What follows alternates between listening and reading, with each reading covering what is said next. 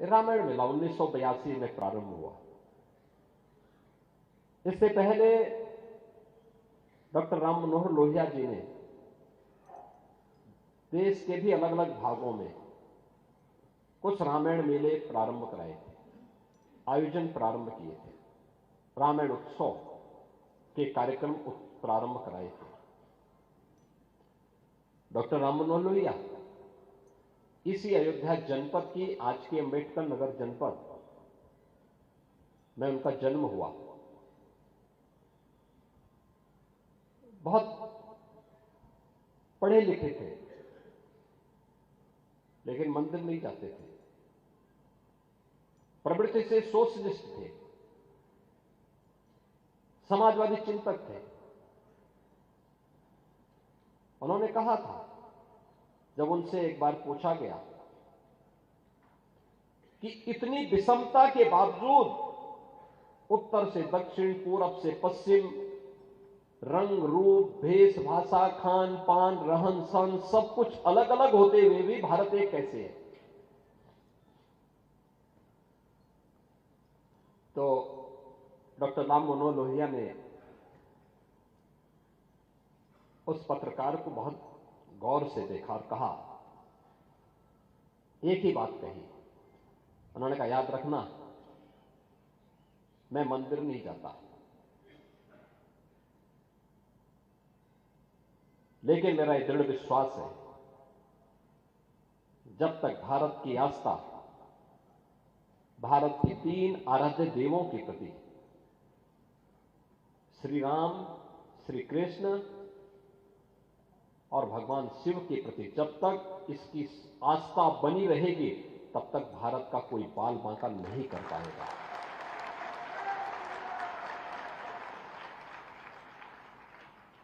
तब तक भारत भारत बना रहेगा। भारत की एकता और अखंडता को तब तक कोई चुनौती नहीं दे पाएगा। और यही कारण है, उत्तर से लेकर दक्षिण तक आज जो भारत हम देख रहे हैं, आर्यावर्त को भारत के रूप में बदलने का श्रेय अगर किसी को जाता है, हिमालय और विंध्याचल के बीच के भूभाग को सुदूर दक्षिण तक पहुंचाने का श्रेय अगर किसी को जाता है, अयोध्या के इसी तपस्वी और यशस्वी राजकुमार, जो स्वयं श्री हरि विष्णु के अवतार के रूप में इस अयोध्या धाम में जन्मे थे, प्रभु राम को जाता है। प्रभु राम को हमने प्रभु को अपना आदर्श माना है। कुछ भी प्रेरणा हम प्रभु के उन उच्च आदर्शों से ले सके, तो हमारा जन्म और जीवन दोनों धन्य हो जाएगा। व्यक्तिगत जीवन में जो उच्च मूल्य और आदर्श होने चाहिए, व्यक्ति के प्रति, समाज के प्रति, अपने परिवार के प्रति, समाज के प्रति, पूरे देश के प्रति, वह किस प्रकार का होना चाहिए? याद करिए, प्रभु राम जन्म यहां पर लिए, महाराज दशरथ बोल रहे हैं कि हे राम, मैंने भले ही मेरे सामने केकई ने 2 वचन लिए हो, लेकिन तुम इसको मानो मत। तुम अयोध्या में रह करके यहां की राजगद्दी पर अपना कब्जा करो, उसको वहां पे स्थापित हो जाओ। उन्होंने कहा, नहीं, मुझे अयोध्या की गद्दी मिल जाएगी। मैं ये भी जानता हूं मेरे भाई कुछ नहीं बोलेंगे, सब मेरे साथ खड़े होंगे, लेकिन लोगों के सामने क्या, आने वाली पीढ़ी के सामने कौन सा आदर्श होगा? ये उन्होंने उस समय कहा। आज जब गद्दी के लिए लड़ाई हो रही हो, एक एक फीट की जमीन के लिए कत्लेआम हो रहा हो, भाई भाई का दुश्मन बना हुआ हो, बाप और पुत्र के व्यवहार को जब देखते हैं, मां और पुत्र के व्यवहार को देखते हैं, भाई और बहन के आपसी विवाद को देखते हैं, रामायण के आदर्श कहां गए?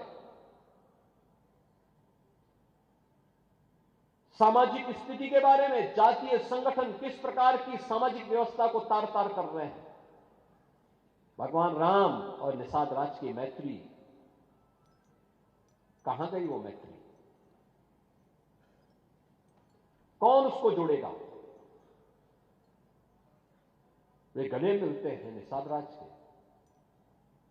यह हमारा सौभाग्य है कि श्रृंगवेरपुर में हमारी सरकार ने भगवान राम और निषाद राज की उन्हीं स्मृतियों को जीवंत बनाने के लिए 56 फुट ऊंची एक बड़ी प्रतिमा को वहां स्थापित किया है। चित्रकूट में उन्होंने वनवास का सर्वाधिक समय व्यतीत किया और चित्रकूट के सामाजिक जीवन को एक नई जीवंतता दी। वहां के कोल, वहां के वनवासी, वहां के गिरवासी, वहां के प्रत्येक नर नारी के जीवन में एक नया परिवर्तन लाने का कार्य किया। उत्तर से लेकर दक्षिण तक पूरे भारत को जोड़ने का जो कार्य उस कालखंड में भगवान राम ने किया था, समाज को जोड़ने का कार्य, सामाजिक संगठन के माध्यम से राष्ट्र की एकता और अखंडता को। कृष्णगंधा का राज जीतते हैं, लेकिन राज्याभिषेक सुग्रीव का करते हैं। लंका को जीतते हैं, राज्याभिषेक विभीषण का करते हैं। यह है राम का आदर्श। और इसीलिए आज जब हम सब यहां पर आए हैं, भगवान राम ये सब करने में इसलिए सफल रहे क्योंकि उन्होंने जोड़ा था, पूरे समाज को जोड़ा था, सबको जोड़ा था। ये जोड़ने के कार्य को अगर हमने महत्व दिया होता, सामाजिक विद्वेष को आगे बढ़ाने और समाज को तोड़ने की, समाज के दुश्मनों की रणनीति को सफल नहीं होने देते, ये देश कभी गुलाम नहीं होता। हमारे तीर्थ अपवित्र नहीं होते।